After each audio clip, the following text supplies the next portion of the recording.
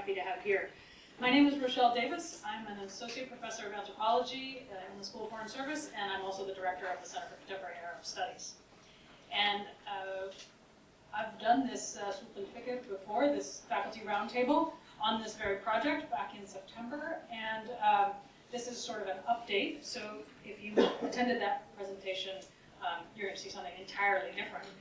What we're doing today is I'm going to talk for like 2 minutes and sort of introduce the project we've been working on.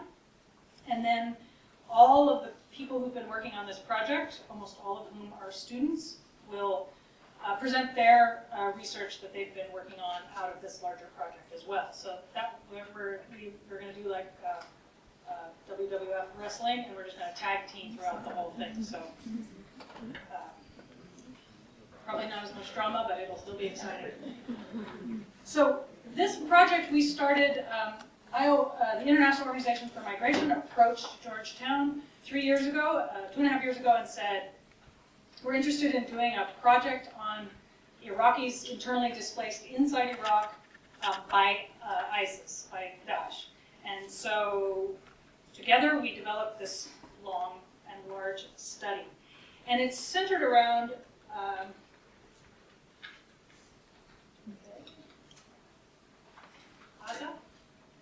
Sorry, it's not moving forward. Oh, do I have to click on it? Is that in that thing? Okay. Cool, thank you.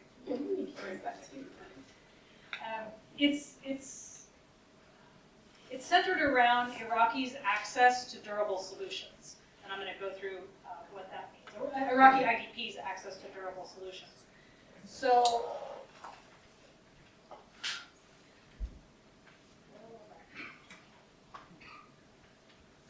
the Interagency Standing Committee, which is a UN-affiliated body, has come up with this idea about durable solutions for IDPs.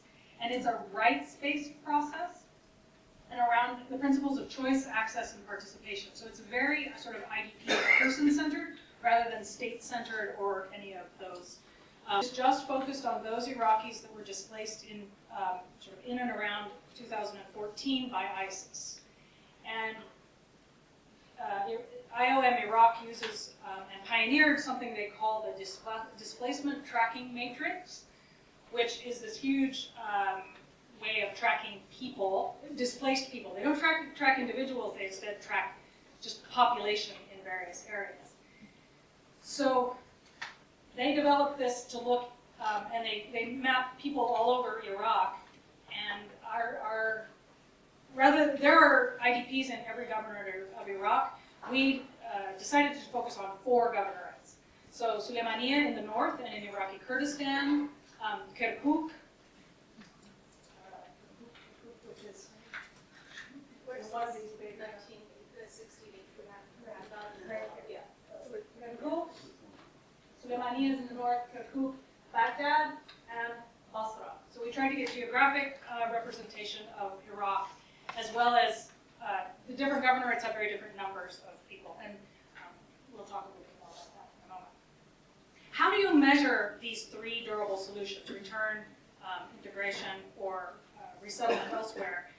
The IASC framework has 8 criteria that they've put out. So long-term safety and security, family reunification, you can see these 8 here. What we tried to do was then develop questions around how do we measure this, and how do we ask people questions around these, and then figure out whether they are or not they're accessing these durable solutions. So our questions were, how do displacement and access to durable solutions among IDPs in Iraq change over time? What are the needs, coping strategies, and aspirations of IDPs, and what events and factors are perceived to influence these needs, coping strategies, and aspirations over time? And to what extent do the experiences of IDPs in Iraq inform our conceptualization and operationalization of quasi-durable and durable solutions? So we have these 3 big questions that we're working on, and as you can see, if there's a lot of over time, we're doing a longitudinal study. We're actually doing a panel study, but most of us don't know what that is, so you'll get it explained in a moment. I didn't know what it was either. So. Here at Georgetown, for all of the time that we've been doing this, here in CCAS, we're doing this project along with the Institute for the Study of International Migration, which is a Georgetown-based institute. But here in CCAS, we're responsible for the qualitative part of this study. So we are tracking 4,000 families, 4,000 households over time. And we keep in touch with them every month through a texted system, through a text-based system. They respond to us, and then we go and do these interviews. By we, I don't mean we. I mean we have IOM hires Iraqi enumerators, who you'll hear more about. We do 160 interviews each round. We finished round 3, we're preparing for round 4, 80 with IDPs and 80 with host community members. Then they get compiled, they come here, we translate them, we code them, and you're going to learn all about that from the team as they present next. So now I'm going to hand over to Selma, who will present more. Hi, good afternoon. My name is Selma Shami. I am a statistical methodologist and I'm the data analyst on this IDP project over at ISOM. Captain Yamamoto is the director. So Rochelle told you a little bit about the qualitative methodology. I'm going to speak a little bit to the quantitative methodology. Based on the 3 research questions she posed, in addition to putting together interview questions, there are survey questions. Each survey has 2 different components. One is the roster data, and that is simply demographic information on each member of the household. Of all the households who are in the study, they number approximately 20,000, and those get updated in every round. The second component is the household survey, and those are the actual questions about the 8 durable solutions. In round 1, we had the roster data, the one section for each of the 8 durable solutions, but then in addition, sections for migration and movement history and social capital, which were areas of interest to the research team. In rounds 2 and 3, 3 sections were added, one on participation in public affairs. So this expanded on the extent to which IDPs were active in their local communities, taking part in civic organizations and groups, reconciliation councils, etc. We also added a section on effective remedies, so how do people's perceptions of justice and their abilities to access mechanisms that pursue justice for various issues, including compensation and loss of property. And finally, we added a section on health, on IDP health, which asked questions both on the mental and physical health of all participants. Each survey has approximately 100, it's actually about 90 to 120 questions. They're closed-ended questions for the most part. They take about 30 to 40 minutes to complete, and they are conducted in Arabic, Kurdish, or Turkmen in person for round 1. But then as families moved, some of the interviews were increasingly done by phone. So how did we determine what people we were going to survey? The DTM that Rochelle spoke to basically provided the sample frame, right? So who is the population that we're going to survey from? And the DTM provides 2 important pieces of information. One, where these families were originally from, so there are 7 governorates of origin, and 2, the governorate to which they were displaced. The 4 governorates to which they were displaced host approximately 34% of all IDPs in Iraq, so that was one of the key features. There were also operational constraints that led us to choose this, which is also an important part of trying to decide how you're going to do research in these contexts. And finally, they are geographically varied. IOM's DTM provided a snapshot in December 2015 of how many families were displaced to each of these 4 from which governorates of origin. In total, we had 180,495 families. From that, we randomly sampled with disproportional allocation to the strata. Basically what that means is that we've cut up, right? Stratified sampling is a way of making sure that you have a more representative sample. And it starts with basically chopping your population up into mutually exclusive but comprehensively exhaustive categories, right? So each person can be, or each household can be in one and only one strata. The strata are these different cells of this table, right? So it's households originally from Anda displaced to Baghdad, or households originally from Baghdad displaced to Slimani. From those, once you cut up your population into these 28 strata, technically it's 27 because we had no one originally from Kirkuk displaced to Slimani, even though they're right next to each other. So there are 27 strata. Then you allocate, right? How many families am I going to take from each? And we did this disproportionately for a main reason. If you notice in these 4 cells, very, very small numbers, actually if I go back here, very small numbers originally. So we oversampled to make sure those people were included. There's one very interesting and distinguishing feature of this study, which is the continued inclusion of 3 groups. IDPs, who are labeled IDPs, are people who are displaced from their governorates of origin and have remained in the same place throughout the survey, throughout the duration of the survey. Movers are people who were displaced, but then in subsequent rounds, subsequent to round 1, have actually moved to a different location, to a different district actually specifically. And finally, returnees are families who have returned to their governorates of origin. As Rochelle mentioned though, right, these are internal designations. Because a durable solution is a rights-based solution, these are all technically still considered IDPs. So, 3 rounds of the survey. Round 1 was fielded in February to March 2016. Round 2 was fielded in March to April 2017. Round 3 was fielded in June to July of 2017. And hopefully round 4 will be fielded this coming summer. The retention rate has been remarkably high. We started off from the originally 4,000 targeted families, 3,852 signed on. By round 3, which is about a year and a half later, we still have 3,724 families who participate in the study.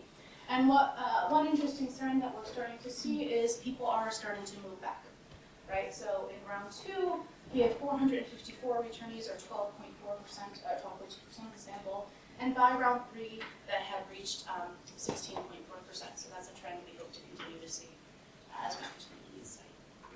I am going to pass it on to Grace and Nicole, who will tell you about translation and coding.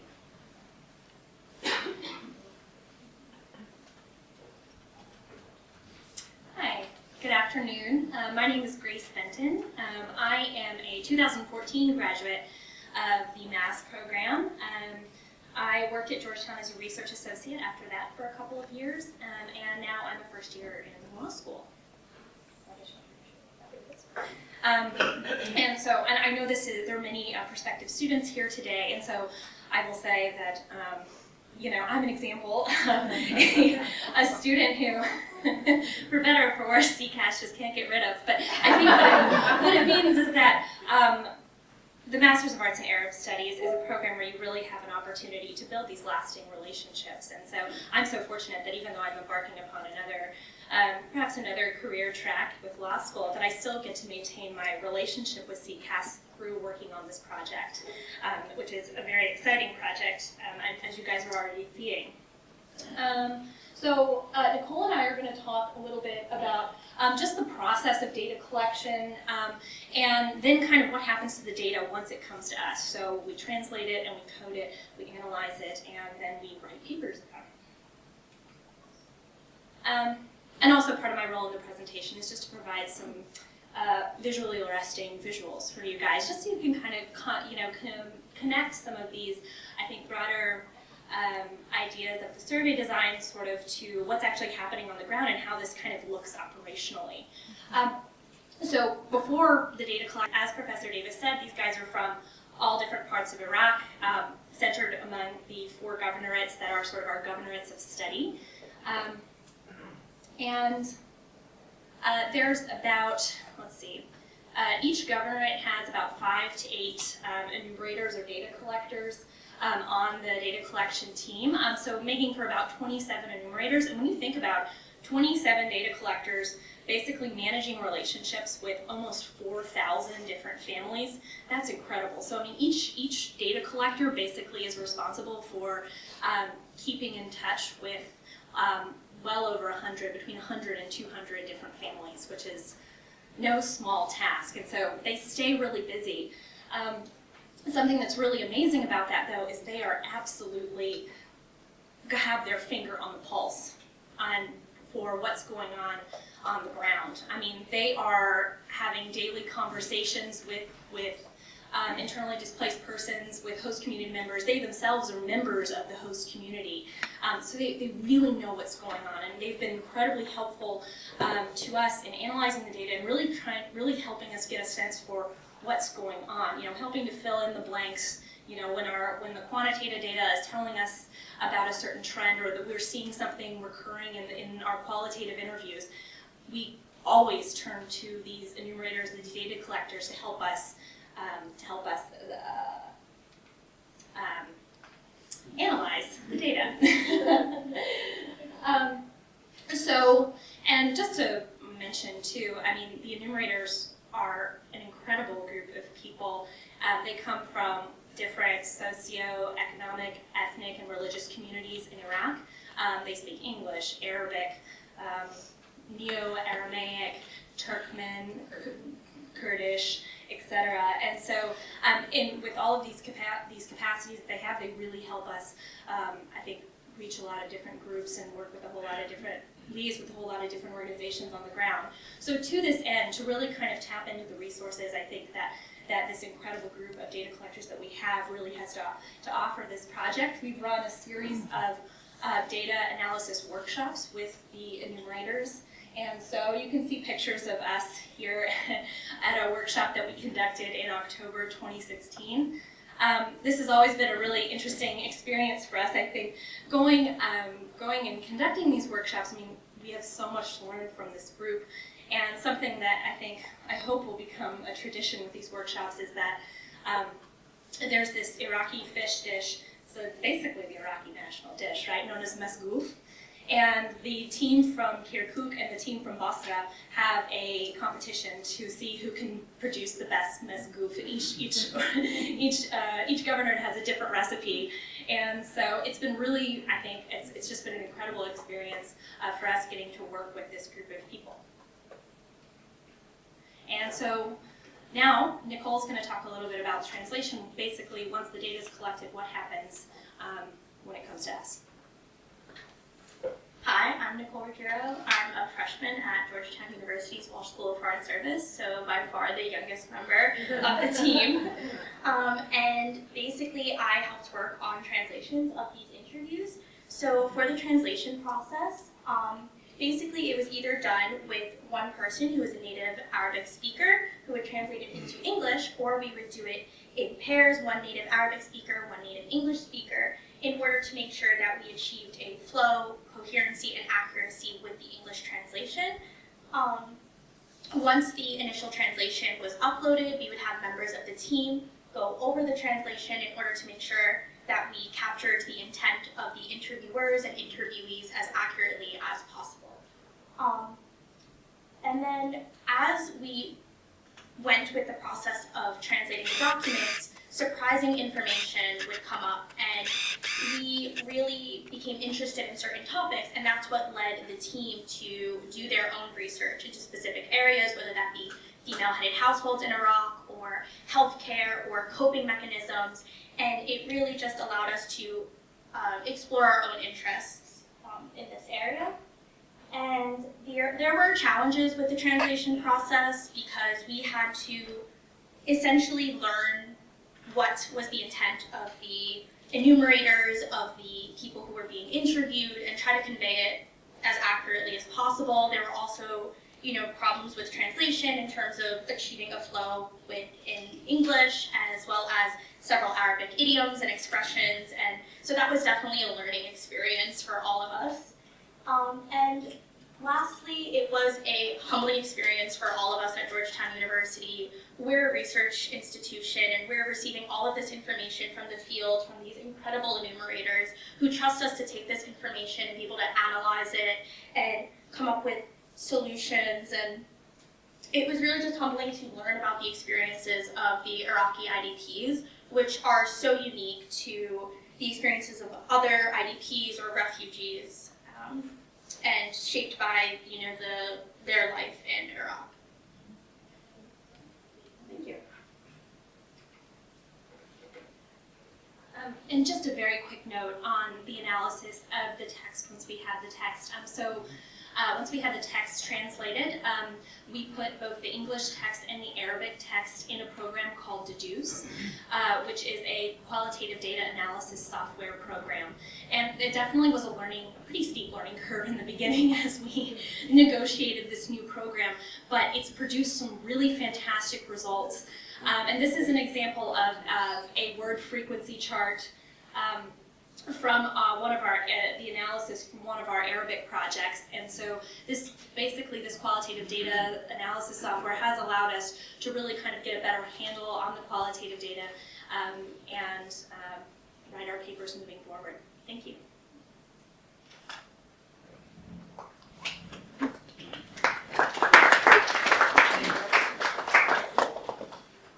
Okay, welcome everyone. I'm Tamim Al-Talbani. I'm a second year student at the Global Human Development Program. And today we're going to talk a little bit about the compensation mechanisms that's conducted by the Iraqi government. And before starting, to be honest, we started this program, Hadid and myself are overseeing, I didn't go to the next slide. Technology. Right. So we start with one really main question: is what is the Iraqi government doing towards the Iraqi vulnerable Iraqis, and that includes, of course, IDPs and other members of the community. And we saw, like many responses in many programs, but one that stood out really was the compensation program. And just to go really quick on how does that look like? The compensation program and the compensation law per se started, restated by in 2009, and started to pick up really slowly with the displacements from the Anbar province and those victims of acts of terrorism and military operation mistakes. So it's pretty much straightforward. The compensation law provides financial support and to cover the financial gaps and financial needs of victims of acts of terrorism and military operations. And also through that, how is that done? Is they always on the assessment process. The assessment goes to two factors. In this entirety, where it goes to the ratio of damages in the human or people, and also in property. And then the law goes really into detailed rules and guidelines on how to develop the guidelines and mechanisms of compensation in each governance in Iraq. So this is the law, but also now there is a central compensation committee. So the structure basically goes: Central Compensation Committee oversees the subcommittees that are scattered around the governors of Iraq, and of course there are challenges that happened when Mosul fell, and when Fallujah fell, and when Salahuddin fell to ISIS. And Hadid will go through the eligibility criteria. Hadid? Hello everyone, my name is Hadia. I'm a second year master's student in math. So thank you for attending, and I especially want to welcome all prospective students today. So as Tamim explained, there's the compensation law, and the Iraqi government has established the criteria which makes an individual or a family eligible for compensation. So as you see, they have put forward 5 main categories. So the first category is if someone has been deceased in the family or missing person. And there have been cases, for example, of individuals that have been kidnapped. So as you can see in the 3 next categories, there's an evaluation process that happens, and this has to occur from a government official that assesses either, as you can see, the disability or the properties. So the second one is complete or partial disability, and these are more temporary disabilities that this person has endured. The third category, which are injuries, and these are more temporary, that require more temporary treatment that can be solved by a medical practitioner. The fourth category are damages that have happened to any of the properties. So once this individual from the government official comes, they'll assess the amount of damage that has happened in order to assess also the percentage of compensation that they will get. So the fifth and last category is damages that affect educational path or career path. And for example, in terms of education, for high school degrees, so for the baccalaureate, they have done systems where there are many other opportunities to take the final exams. Instead of just doing it in the month of June, they'll give many other opportunities for students to be more accommodating.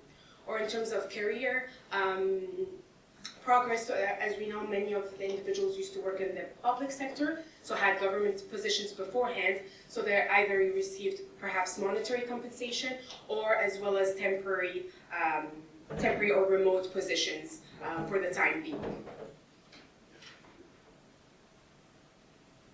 Okay. So now to give you some example of both quantitative data as well as qualitative data.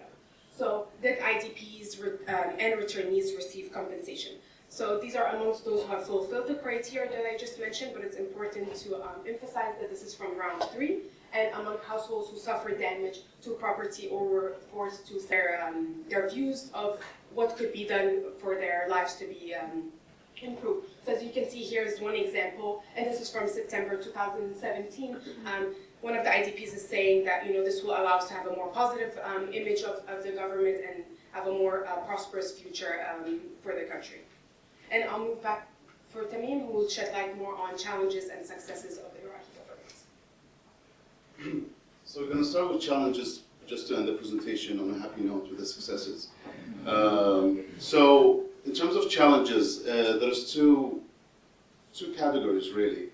Is the challenges with the people, with the victims of acts of terror and military mistakes, and also challenges against the members of the Central Compensation Committee. So of course, all of these data were collected from governmental documents, from the Office of the Prime Minister, and also the General Secretariat of the Member of Parliament. So the highlights that were mentioned in the government documents is the application processing times. And the Iraqi government really acknowledges that there is a challenge and difficulty in terms of processing times, especially compensation applications for damaged property. And you have to remember that to assign an evaluator, you have to, number one, receive the application. Number two, you have to assign an evaluator. And the evaluator has to go to the damaged property and does an assessment. But it doesn't end there, right? We hope so, but it doesn't. The evaluator has to go back with the ratio and with all of the recommendation to the subcommittee.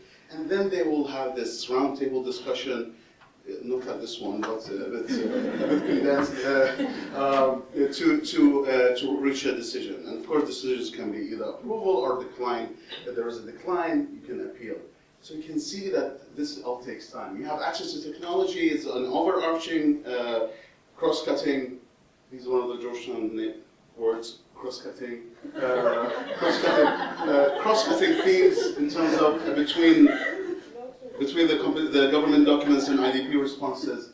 And you have an unfortunate note. To be honest, there were many assassination attempts and also assassination against the members of the Compensation Committee that happened during the last 3 years, which is kind of reflects the security situation of Iraq, especially for employees also with the Compensation Committee. And you have training of personnel that has been a overarching cross-cutting theme, lack of awareness of application processes, and you have this very, very simple example, and we read this many times. People go into the subcommittee, they don't have the actual required documents, so they have documents missing. And this is one of the main challenges, like how do they have access, how do they know the guidelines and the appropriate documentation? Because if you have a missing person, you have to provide a police report. If you have a property damage, you have to provide your real estate documents and so on. This working overtime has been really one of the challenges, where many members of the subcommittees had to work on Fridays and Saturdays to be able to process many applications, especially after the invasion of ISIS and involved in Mosul. And you have, of course, corruption, and corruption has been always mentioned in every sector, in the not only compensation, but it's like one of the household words in terms of processing Mosul applications. So this is the challenges. So to end it on a happy note, sort of happy note, you have the compensation, really, the recorded compensation amount has been recorded from 2013, although it started in 2009, but we were able to access, Hadid and myself, to 2013 record, and you know, it started with 130 million dollars compensating people, and you can see that there is a fluctuation, a little bit going up and then going steep decline, especially, this is not causality, but we can know what really happened in 2014, invasion of ISIS, the influx of IDPs, and the Iraqi government had many fronts to fight. They have a front of IDPs, and of course Syrian refugees, and of course corruption and so on, so you can see that there is many demons to fight. In 2014, 2015, you can see that it was steady, and then it went up. You can see that the Iraqi government are picking up in the sense of providing compensation, ending with 120 million, around 130 million dollars, and serving almost 110,000 Iraqi citizens, which is good, and we can hope for next year to that amount to increase, given that there are lots of displacement. So I'll end on this note. Thank you very much.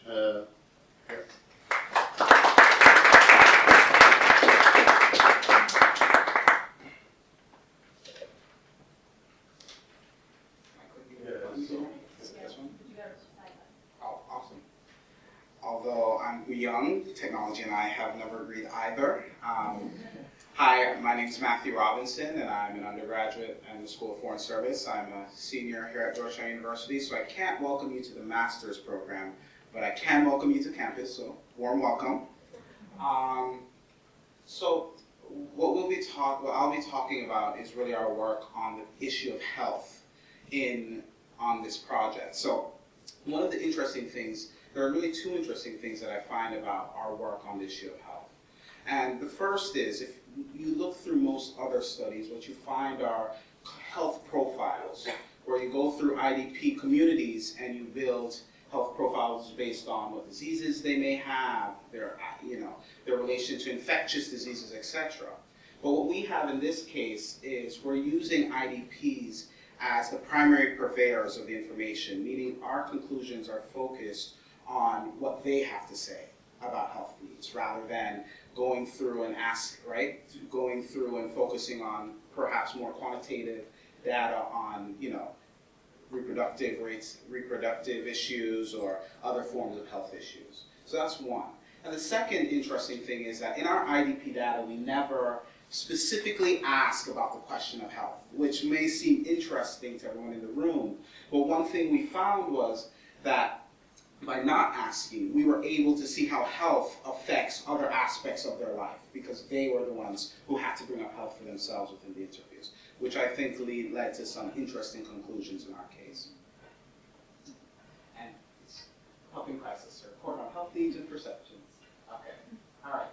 So just very broadly, I wanted to take you through really the three phases of how we've broken up our analysis. Right, so the first phase is we focus on the health realities and perceptions of IDP specifically, where we're looking through IDP interviews in order to gain that data. The second phase is going through host community members, meaning the members of the community that IDPs now reside in, and look at their view on how IDPs have affected health facilities in those specific areas. And finally, we talk about returnees, IDPs that have returned home, and really analyze what their continuing health needs are. So I'm just going to give brief highlights on each phase, some conclusions that I think were particularly interesting. The first is the health realities and perception of IDPs. In terms of, one thing we find in the qualitative interviews is that IDPs talk about health care as treatment. And what I mean here is that there's a difference between preventative care and curative care, right? Which is preventative care, meaning you go to the doctor before you have any illnesses, etc., before illnesses advance to rates that are often hard to recover from, right? And then going to treatment after the illnesses have already occurred. So we find this because of the situation of IDPs and displacement, we find people going for curative measures, often when it's either too late or too expensive, right? And not having the ability to even think about preventative measures, right? So it's really a failure of the healthcare system in that way, and that's a really interesting framing. And another thing you see is, I think I'm good on time. Another thing you see is, I always have to check on a rambler. Another thing you see is that when you would think that IDPs often get sick within displacement, but one of the unfortunate things is that IDPs really have, it's really a battle of the odds in terms of genetics, in terms of familial circumstances before displacement.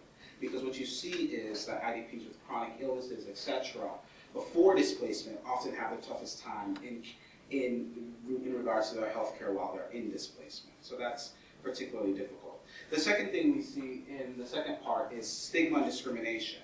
And there are two forms of stigma and discrimination that impact health. First is what I call health discrimination, meaning that IDPs are often associated with outbreaks of disease. They're often associated with high costs due to their I don't want to say affinity, but what people usually connect them with a certain disease or so, right? So IDPs come into an area and you see that, right? So that's, so what ends up happening is because of that stigma and discrimination, you see poorer health treatment in terms of their treatment at facilities. And lastly, we have part 3, the needs of returnees. What we see is in order for health to be a durable solution, we need continued investment in the short term and long term. Right now we have focus on short term solutions, but long term solutions require increased investment for the rebuilding of health facilities and the matriculation of health professionals within those facilities, which is lacking, as we can see, when they return. So really those are some of the main conclusions before I wrap it up here. Next. Thank you. Everybody, my name is Dana Derani. I graduated from math program here at CCAS, and I'm another example of the people who they can't get rid of. So I'm in love with this project, like literally, and in love with Iraq and Iraqis because of this project. So there's a lot of excitement. I'm very interested in the case of return and returnees, and it was fascinating for me because when you think of return, it's one of the ideal, like, durable solutions. People would return to their homes, they'll go back to their normal life, and everything will be perfect again. But unfortunately, the project showed that there are a lot of aspects to return that we don't really think of a lot, and we don't process till we read and saw what these returnees are reporting on. So if you think of it, people return to a devastation. There's a lot of destruction in terms of houses. They can't go back to their old houses. So there's no pretty much return to your life before displacement. And that's what actually got me to think about how they survive after that return. What are the tools and mechanisms that they deploy and adopt in order to survive after return? So what I did is that I went to the interviews, qualitative interviews, and I coded on Deduce, the application that Grace told us about, a code for survival. And I looked at all the returnees who speak about some kind of tools for coping mechanisms. The international community, humanitarian community call it coping mechanisms or survival mechanisms. And I coded survival. And then I filtered that code and came up with that kind of pretty chart. But it actually tells us about the development of the coping mechanisms that once a returnee goes back to their place, they start adopting. If you think of it, if I go back to a place, I have to eat and feed my children, right? I'm returning to my place of origin. I have to live, so I need a roof on top of my head. And they start developing coping mechanisms to attain that and to get that for themselves and for their children. They start reducing, for example, their expenses. I'm going to give you like very few examples. Reducing and prioritizing their expenses so they become selective of what kind of food they eat. And then they start borrowing food. And then they start limiting their food proportions. And then they end up with time to pull the children out of school to become breadwinners. So a coping mechanism, one thread of coping mechanism would have devastating implications on the future of households, as well as the economic well-being of Iraq as a nation. So it was very interesting for me to look at that, because as a humanitarian community, we need to understand where an intervention, in terms of where I could actually go and propose certain solution at each stage of these stages of developing a coping mechanism. There's another phase of that project also, is more of a positive one. If I look at the positive coping mechanisms, they're mobilizing a lot of resources to reconstruct and rehabilitate their areas. I can use a lot of the available resources and what they mobilize to get them to propose solutions that would decrease the budget needed for reconstruction in Iraq. So it has a lot of policy recommendation, but at the same time, it's interesting to see in numbers, and hopefully with time, I'll be able to come up with like prices for all of these coping mechanisms to see how much it's going to cost me as a livelihood, as a family, and as a nation, if I allow these coping mechanisms to evolve, whether positive or negative. Thank you very much.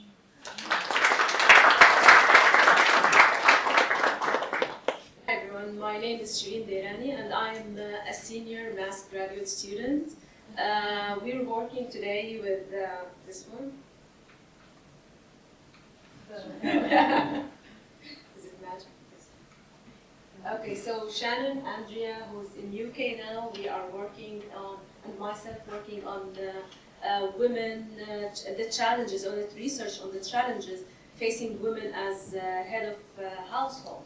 So I was so lucky to work with women refugees in Jordan, and I got to know the challenges they face every time when they lose the men in their, providing in their household, or maybe the absence, the absent when their spouses are absent. And I noticed that a lot of changing challenges are facing these women. Most of them used to be housewives in the place of displacement. They had access, a lack of access to assistance. They had lack of access to vocational training, to skills, to livelihood. And when I was again so lucky to work on the interviews with Iraqi displaced people, I noticed that the same challenges are communicated to us through these interviews. And actually this study, this study is a very good opportunity for us to help us better understand the real challenges facing these women as the displaced women. So by understanding what triggers the challenges these women face helps us to better understand the internal displacement in Iraq in general. So all of us, you know that in Iraq now we have a lot of elements working there, challenges, religious, sectarianism, social, cultural, economic, and even psychological. So all of these elements together, combined together, they are creating barriers for the survival of these women. And if you ask us why you're targeting women, all IDPs are facing these challenges, well, the number of women as head of their household is increasing in Iraq. So out of almost 4,000 families now in Iraq, displaced families in Iraq, there are 574 families are women-headed household. And the intended goals of this research is to better understand the real challenges facing women, help stakeholders in their efforts to find solutions for these challenging facing our women, create awareness, advocacy among these stakeholders, and produce, you will see later on, Shannon will introduce you to some of the productions we have, the materials we produced to raise awareness on this topic. And Shannon now will talk to you about the methodology we followed to find to reach our findings, qualitative and quantitative findings. Hi everyone, my name is Shannon. I'm my first year in the Maths program. Prior to my involvement with the project, Shireen and Andrea, who, as we said, is studying abroad in the UK right now, came up with a list of research questions, some of which were touched on at the beginning. And these dealt primarily with sort of the challenges domestically and in terms of livelihood with their new lives as the head of the household.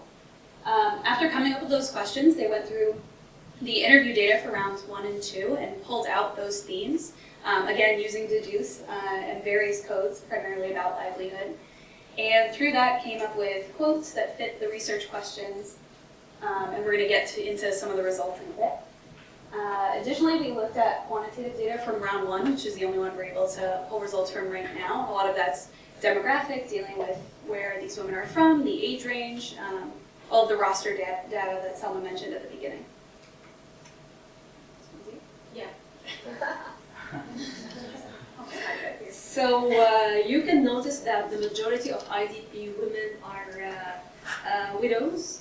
They are facing domestic challenges. So when the woman starts to earn money and maybe her husband is still at home not earning money, this created challenges, domestic challenges for women. They had lack of access. So they were a lot of challenges, but we grouped them. So for what is more important, they have lack of education, and you know that the lack of education creates lack of opportunities to access vocational training and skills. Most of them, they had negative experiences with aid support, with aid providers, with business owners, and the community in general. We're just going to speed through this so we can get to the fun part, which is the movie that we made. So this is just a little bit of kind of the preliminary quantitative data that we looked at. Most interesting thing to me was looking at, they had to rank the ways that they met the challenges of meeting basic needs, and one of the main ways, of course, was borrowing money, but also immediately the second most listed answer was reducing the amount of food that everyone in the family is consuming. So that's kind of indicates the extra severity of the situation. And this is data for those 574 female-headed households specifically. The outcome of this, we're planning to write a series of short academic papers on kind of more specific challenges that these women face. But the first one that we tackled was through a finger puppet video about challenges that women face. And it deals with a lot of subjects, but primarily starting with kind of access to aid and livelihood. Yeah. So the good news is, in addition to the mass program, we're also going to open up a television studio. And can I add something, Professor, about this video was inspired from a class with Professor Davis about puppet show. So it's inspired us to do this as a gift for Iraqi students.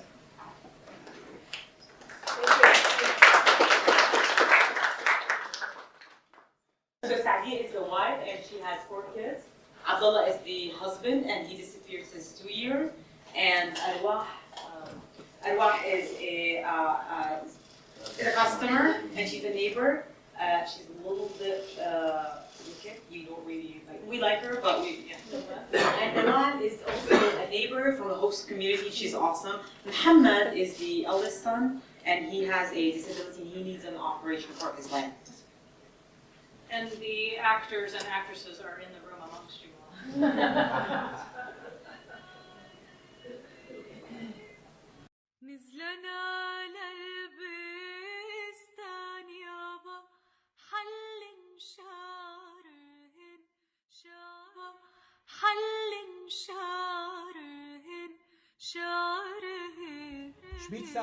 شبيك ساكتة دا اسألك شنو حالتك الاجتماعية؟ اختي جاي تسمعيني لو لا؟ عندنا مليون واحد لازم صرة غيرك، فضيها شنو حالتك الاجتماعية؟ انت متزوجة، عزبة، مطلقة، لو ارملة؟ فضيها جاوبيني. متزوجة سجلها عندك الله يخليك، هي متزوجة. دا اسألها الها انت رجاء لا تتدخلين، ادري انت ما تعرفين حالتك شنو وضعك. جاوبيه عيني سعدية، قولي له هسه راح تفوتنا المساعدات عليك وعلى جهالك، جاوبيه. شنو اقول له قابل؟ اقول له انه ما اعرف اذا عايش لو ميت. اقول له انا صار لي سنتين ما سمع عنه شيء. اقول له طلعت روحي وانا احاول القى مكان انه وللجهال ننام بيه. اقول له انه الجهال ميتين جوع وما حد يقبل يشغلني عمد اقدر اصرف عليهم واجيب لهم اكل. لو اقول له ما نقدر نسوي عمليه لمحمد راح يصير مقعد طول حياته. شو تريد اجاوبه؟ اعرف والله اعرف، بس هالمره جاوبيه الخاطر الله جاوبي يا سعديه. هسه المعونات راح تروح منك ومن جهلك مثل هذيك المره. متزوجه بس رجلي ما موجود وصار لي سنتين ما اعرف عنه شيء. زين اعطيني المستمسكات مالتك ومالت العائله كلها. وياي البطاقه تموينيه للعائله. انطيني هويه الاحوال المدنيه يا اختي. ما عندي هويه الاحوال. لعد من تلقيها رجعي لنا. اخي ترى صعب علي اجيبها، هي ضاعت مني من هربنا اني والجهال وجينا لهنا. يعني حاولت ادور عليها واجيبها وياي بس بوقتها اذا بقيت ساعه اكثر كان كتلونا داعش. يعني ما قدرت اجيبها، ما قدرت. اعتذر منك اختي، احنا عندنا تعليمات وما نقدر نعطيك اي شيء بدون هويه الاحوال. اكو هوايه جايين بدون هويه على مود يستلمون معونات اكثر من مره.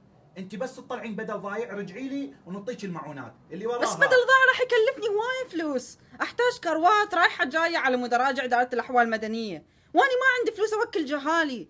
شلون تريدني اطلع بدل ضائع؟ اعتذر منك اختي، ترى تعطلين الدور وتضيعين وقت عليك وعلينا، بس جيبي الهويه نعطيك المعونات. سعديه توسلي بيه بلكي يوافق بلكي يقبل. انا ما راح اتوسل من اي احد، صار لي سنتين اترجى الناس ولا احد يساعدني. ها هي بعد انتهى. شناوية تسوي؟ ماكو اكل باشر للجهال، منين تريدين نوكلهم؟ والله ما اعرف شو اسوي بحالي. لو صابره شويه اليوم يعني، لو صابره. يا ابو محمد ما راح ينطونا شيء، جربت هوايه ترى، يعني مثل غراب البين ضيع المشيتين. تريدين تحولين لمكان ثاني؟ بلكي بغير مكان ينطوش المنظمات مساعدات او تعويض من الحكومه، يعني تعب رجلك ولا تعب لسانك. بس يا عبد الله ترى الموضوع بيه مخاطر كبيره، يعني ماكو شيء مضمون. ما عندي لا كر ولا الطريق ولا اعرف احد بغير محافظات، بس اتمنى ارجع لبيتنا. بس يقولون منطقتنا بعدها مو امنه، واذا ردنا نرجع ما راح يخلونا. ايش الدنيا سدت بوجهي فد مره. بس تدرين سعديه، ويا كل هالظروف انت بعدك احلى وحده بعيوني، واحسن ام لاحلى جهال. والله لا تعرف ايش قد اشتاقيت لك يا عبد الله، لو تدري بس ايش قد اشتاقوا لك الجهال وشلون خربت نفسيتهم لما انحرموا منك. شو وقت ترجع لنا يا ابو محمد؟ ارجع بإرادة رب العالمين. هسه المهم اريدك تركزين وتفكرين بنفسك وبجهالك. لازم تدبرين شيء، الجهال ما يقدرون يروحون المدرسة ولا اكو اكل يكفيهم. انت مرة قوية سعدية وتدبرين كل شيء. هسه انا ما علي، اذا ما تضحكين هسه اقلبها هربجي. شو تريدين تسوين بحالك انت والجهال؟ والله لو بيدي ولا زوجي يقبل كان كاسه من المساعدات مال هالشهر وياكم. ثقي بالله اقدر اطلب منه اذا تريدين.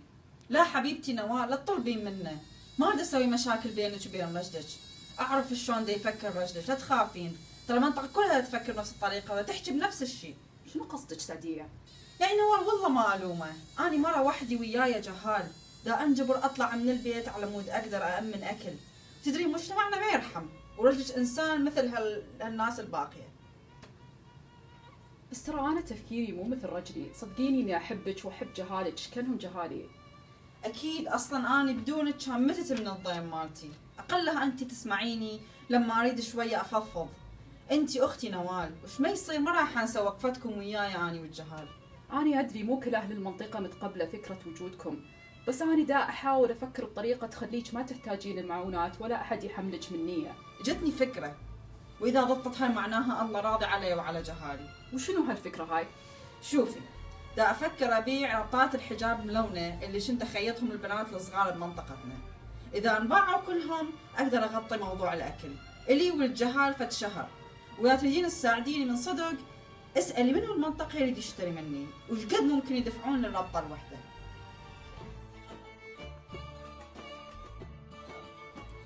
بيش راح تحسبي لي الحجاب هذا؟ 6000 عيني. اوف والله غالية اسعارك ترى، المحل اللي بالركن يبيع الحجاب ب5. اي صحيح، بس ترى ما راح تلقين مثل هالالوان الحلوه، والربطات ترى هاي على المودة، إذا لبستي وحدة من عندهم رجلك راح يتخبل عليك. والله نوال قالت لي انت حبابه، بس ما كنت ادري كلامك هم حلو مثلك. يعني كل همي غير انطيش فد شي يعجبك وصلين معاملي، وهمين تقولين صديقاتك على الربطات مالتي. خوش، بس حسبي لي اياها بسعر مناسب، واكيد ارجع واجيب صديقاتي همين. زين لعش قد تريدين تدفعين؟ 3 زين؟ وداعتش كلش قليل. والله هاي اللي اقدر عليه، والدفع لاخر الشهر. ها هي قولي يا الله، كم وحدة تريدين؟ هسه اريد بس وحدة. ها طمنيني شلون الوضع؟ الحمد لله، دابين كميات زينة، بس وداعتش نوال ما ادري ليش الفلوس ما تكفيني، ولا دا اقدر اغطي تكاليفنا والمصرف مال البيت. ليش هيك؟ ايش قد تبيعين الربطة؟ والله دا بيع الوحدة ب3000، بس اكو كم زبونة دائما يجون يأجلون الدفع كل شهر، دائما يقولوا لي لاخر الشهر وتنسي القصة وترجع تنعاد الشهر اللي وراه. منو بالله؟ منو اللي مدى يدفع؟ هاي ارواح اللي هسه ماخذة اكثر من 3 ربطات وما دافعت لي. ارواح؟ صدق تحجين؟ هاي اللي رجلها طقطقة من ورا الاسواق اللي فاتحها؟ والله صدق من قال نطي الجوز اللي ما عنده سنون. والله خجلانة اطلب منهم فلوس يا نوال. تخجلين؟ ترى حقك هذا، قابل الحق بي خجل. هاي الفلوس لازم تطالبين بيها لان اكلك واكل جهالك بيها، ترى الموضوع مو شقة. بعدين تعالي دا اقلك، انت ايش قد تدفعين القماش على المود تطلبين 3 على الربطة الواحدة؟ القماش دا يكلفني 2800. هاي شنو؟ هاي العد مبينة ليه مدى يبقى وياك فلوس، لان بهالحالة دا تخسرين حبيبتي. شلون دا اخسر؟ انا هسه اربح 200 دينار على كل ربطة. صح، بس لازم تفكرين بتكلفة الكراوي والمسواك للقطع، وبعد همين تفكرين بموضوع ماكينة الخياطة اللي اشتريتيها على المود تخيطين الربطات. والله ما فكرت بهالمصاريف، ما حد قال لي ولا احد نصحني انه لازم افكر بكل هالامور. يما ايش وقت اقدر اطلع العب برا ويا محمود وحسن ويا الجهال بالمنطقة؟ بس الله يرزقنا ونقدر نسوي لك عملية يا حبيبي، ولا تقدر تطلع برا قد ما تريد. زين ايش وقت الله راح يرزقنا؟ الله كريم حبيبي، الله كريم. زين اكو في الطريقة اقدر اسولف وياه اقنعه بلكت يطيبني وما احتاج عملية؟ طبعا حبيبي تقدر، بس ادعي الله يوفقنا ويسهل لنا امورنا. يا رب ترجع ابويا على مود امي ترجع الضحكة بوجهها، ونرجع احنا فرحانين مثل ما كنا قبل. يا رب والله امي تعبت كل يوم بالشغل جوا وبرا البيت، وهالناس مدى ترحمها. ما اريد منك شي، بس اريدك تساعدها، لانه خايف تروح وما ترجع مثل ما صار ويا ابويا.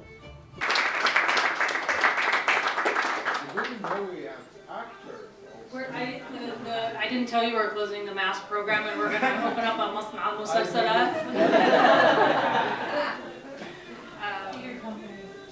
I'll keep this going in the background because there's a little bit of dancing that's going to happen. But we actually have to go out of the room because it's getting louder. There they're going. Yeah.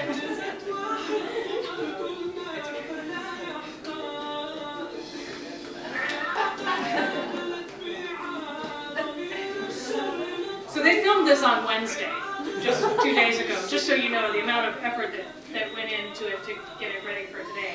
And the idea is that Dana has been writing the script based on what Shireen and her team has come up with. And there's going to be more iterations of this.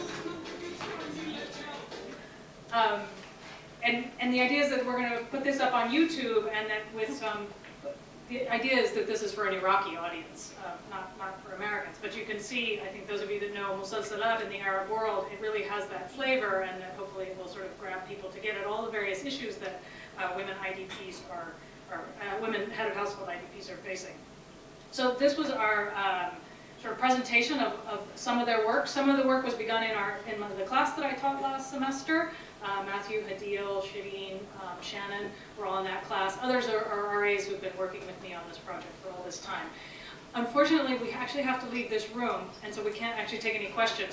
But we will all move to right outside this room, and that way we can eat and drink more, and you can ask them all any questions you want to ask them.